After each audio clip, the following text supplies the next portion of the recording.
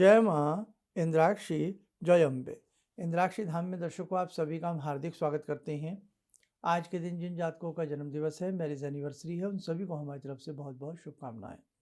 आज है सफला एकादशी और ये एकादशी अपने आप में बहुत ही महत्वपूर्ण होती है। आज हम भगवान श्री हरि का चिंतन करें, उनका पूजन करें और अपने अनेकों कार्यों में सफला एकादशी के हिसाब से ही हमें सफलता प्राप्त होती है। क्या है सारी जानकारी इस अंक में देंगे। आइए पहले आज का हम पंचांग देखें। 26 दिसंबर सन 2024, दिन बृहस्पतिवार, संवत 2081, पौष मास, कृष्ण पक्ष, तिथि एकादशी, नक्षत्र स्वाति, राहु काल 1:30 से 3, दिशा सूल दक्षिण दिशा।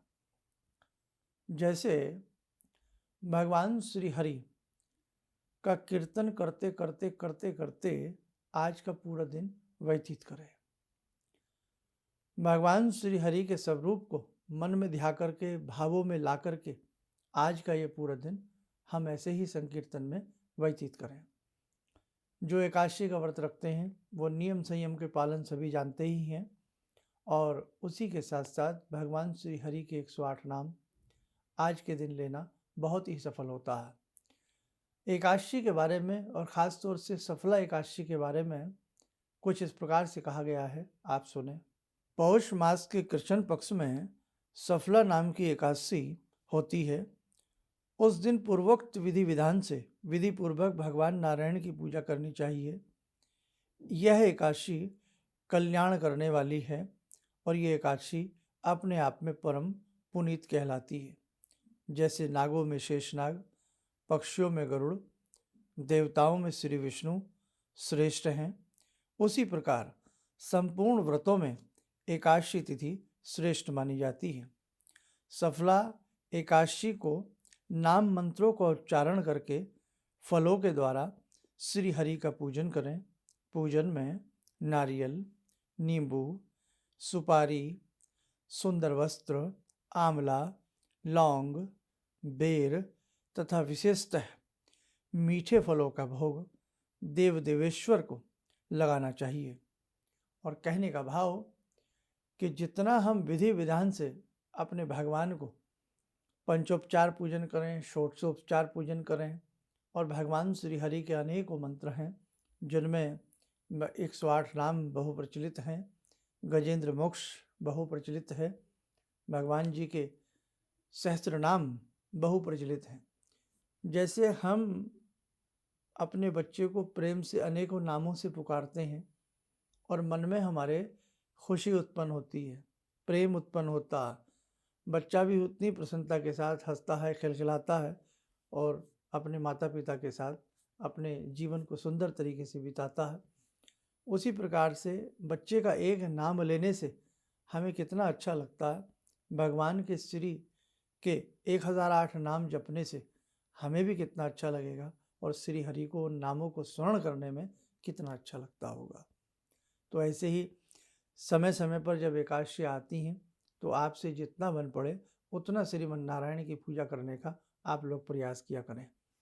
आपके घर में कोई ना कोई व्रत जरूर रखता होगा, बड़ा बुजुर्ग या कोई भी। कम से कम हमने व्रत नहीं रखा है तो हम उस व्रती की सेवा करें, उनके दैनिक कार्यों में उनका हाथ बटाएं और साथ ही साथ जो भी वो हमें आज्ञा देते हैं उस आज्ञा को हम शिरोधार्य समझें। आप ध्यान रखना, एक अगरबत्ती जलती है, खुशबू चहु और बिखर जाती है। एक चांद है, चमकता है, वो पूरे राष्ट्र को चमका देता है। एक सूरज चमकता है, वो पूरा प्रकाश फैला देता है। ऐसे ही घर में एक साधक साधना करता है, उसकी साधना का फल पूरे परिवार को मिलता है। आप ये कभी मत समझना कि ये व्यक्ति व्रत रखे हुए है, ये व्यक्ति साधना कर रहा है, इसका फल इसे ही मिलेगा। उसको तो मिलेगा ही मिलेगा, लेकिन उसका फल पूरे परिवार को मिलता है। कहते हैं ना, एक सज्जन एक कुल का दीपक पूरे पूरे कुल को प्रकाशित कर देता है। एक व्यक्ति पूरे कुल का नाम बड़ा कर देता है और एक व्यक्ति पूरे कुल का नाम डुबो भी देता है। इसीलिए आपके घर में जो भी साधक प्रवृत्ति के हों, आप उनकी साधना में विघ्न ना बने। आज अगर कुछ कार्य गड़बड़ हो जाते हैं, किसी के काम नहीं बनते हैं, तो बहुत व्यक्ति उपहास करते हैं कि देखो कितना व्रत रखते थे, कितना भगवान को मानते थे, कितने तीर्थों पे जाते थे, आपके साथ क्या हुआ। अगर इन घटनाओं को देखें, कुछ अच्छी घटनाओं को भी देखें, कुछ बुरी घटनाओं को देखें, नेगेटिव पॉजिटिव देखें, तो ये सबके साथ चलता रहा है। जिस युद्ध में भगवान श्री कृष्ण स्वयं सारथी बने हों, क्या उस युद्ध में किस प्रकार की स्थिति रही वो किसी से छिपी है? क्या वहाँ युद्ध टला? वहाँ भी युद्ध हुआ, लेकिन जीत किसकी हुई? जो सत्य थे। सत्य की जीत होती है और असत्य की पराजित होती है। उसी प्रकार से आपको कोई कुछ भी कहे, आप अपनी डोर पर लगे रहें, अपने भाव भक्ति भाव पर लगे रहें, आपकी विजय ही होगी। और मैं उनसे भी निवेदन करता हूँ, यदि आपके परिवार में कोई व्यक्ति इस प्रकार से व्रत तीर्थ आदि करता है, तो भैया उसका आप उपहास न करें। अगर उसकी मदद नहीं कर सकते तो उसके रास्ते भी न रोकें, उसको गलत शब्दों से उसको संबोधित ना करें, ये आप ध्यान रखें। तो और बहुत सारी ऐसी चीज़ें हैं जो समय समय पर हमें भगवान की साधनाओं में जुड़ कर के कर लेनी चाहिए। ये जीवन बेटे बहुत मूल्यवान है और बहुत मूल्य इसका दे कर के हमें जीवन प्राप्त होता है। नहीं तो हम पशु भी बन सकते हैं, कीट पतंग भी बन सकते हैं, नाली के कीड़े भी बन सकते हैं, कृमि भी बन सकते हैं। इसलिए बहुत मूल्य दे करके, बहुत तप तपस्या करके मानव को शरीर मिलता है। अगली जोनी मानव की ही प्राप्त हो, क्योंकि अभी बैकुंठ जाना तो हम सबके लिए संभव नहीं लगता, और जाने वाले चले भी जाते हैं अपनी तप साधना के आधार पर। इसलिए कम से कम इतना तो शुभ कर्म कर ही लें कि हमें कीट पतंग ना बनना पड़े, हमें किसी अशुभ योनि में न जाना पड़े, हमें जड़ जीव ना बनना पड़े। हम कम से कम इंसान की योनि में चले जाएं और हमें भगवान का नाम लेने का एक अवसर और प्राप्त हो जाए। तो आज सफला एकादशी है, आप सबके कार्य सफल हों। श्रीमन नारायण की पूजा बेटे करते रहना। क्लीं कृष्णाय नमः इस मंत्र को भी जप सकते हैं, और कृष्णाय वासुदेवाय हरे परमात्मने प्रणत क्लेशनाशाय गोविंदाय नमो नमः इस मंत्र को भी आप जप सकते हैं। और बाकी तो आप अपने हिसाब से अपनी साधना करते ही करते हैं, चलते फिरते उठते बैठते श्रीमन नारायण इस मंत्र का जप करते रहिएगा। आपकी सफला एकादशी आपके कार्यों को सफल करेंगी, सिद्ध करेंगी। आइए, समय हो चला आज की ध्यान साधना का। जुड़ते हैं आज की ध्यान साधना में भगवान श्री हरि से। ॐ करारविन्दे न पदारविन्दं मुखारविन्दे विनिवेशयन्तं वटस्य पत्रस्य पुटे शयानं बालामुकुन्दं मनसा स्मरामि बालामुकुन्दं मनसा स्मरामि कस्तूरीतिलकं ललाटपटले वक्षस्थले कौस्तुभं नासाग्रे वरमौक्तिकं करतले वेणुकरे कङ्कणं सर्वाङ्गे हरिचन्दनं सुललितं कण्ठे च मुक्तावले गोपास्ति परिवेष्टितो विजयते गोपालचूडामणि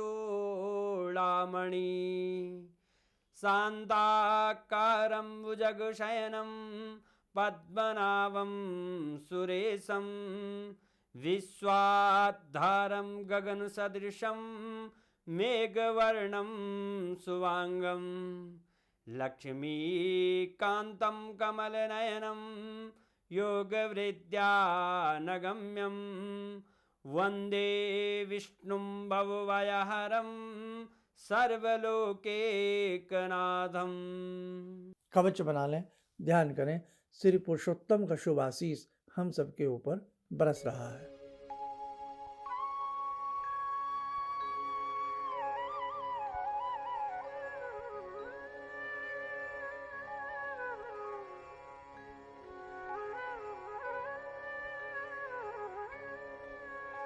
ओम बोलते हुए नेत्र खोलें, सामान्य हो जाए। जीवन पानी के बुलबुले के समान है, कब बुलबुला फटे और जीवन समाप्त हो जाए। इसलिए शुभ कर्म के लिए कदापि नहीं सोचना चाहिए। शुभ कर्म आगे हो, हमें उसे त्वरित कर लेना चाहिए। तो जैसी जैसी शुभ पावन तिथियां आती हैं, इन तिथियों में जितना भी आपसे अच्छा बन पड़े साधु को आप करने का हमेशा प्रयास किया करें। चलिए, आप सब लोग सफल रहें, सुखी रहें। इन्हीं शुभकामनाओं के साथ हम अपनी वाणी को विराम देते हैं। जय जय अम्बे। भगवान से जुड़ो और भगवान से जुड़ने का जरिया आपने बताया, बहुत अच्छा लगा, बहुत धन्यवाद। और सनातन धर्म को जिंदा रखने के लिए आप जो प्रयास कर रहे हैं बहुत सराहनीय है। हम लोग को मौका मिला है, हम लोग भाग्यशाली हैं जो आपके करीब आने का हम लोग को मौका मिला है। किसी भी समस्या के समाधान के लिए मिले प्रसिद्ध हस्तरेखा एवं वास्तु विशेषज्ञ प्रोफेसर धर्मेंद्र शर्मा जी से। नोट: शिविर में भाग लेने हेतु एवं व्यक्तिगत रूप से मिलने के लिए कॉल करने का समय सुबह 10 बजे से शाम 6 बजे तक। हमारे विभिन्न ज्ञानवर्धक कार्यक्रम देखने के लिए आप हमें अभी सब्सक्राइब करें, बेल आइकन को प्रेस करें ताकि आप देख सकें हमारा कार्यक्रम सबसे पहले। और अधिक जानकारी के लिए फेसबुक पेज को लाइक करना न भूलें।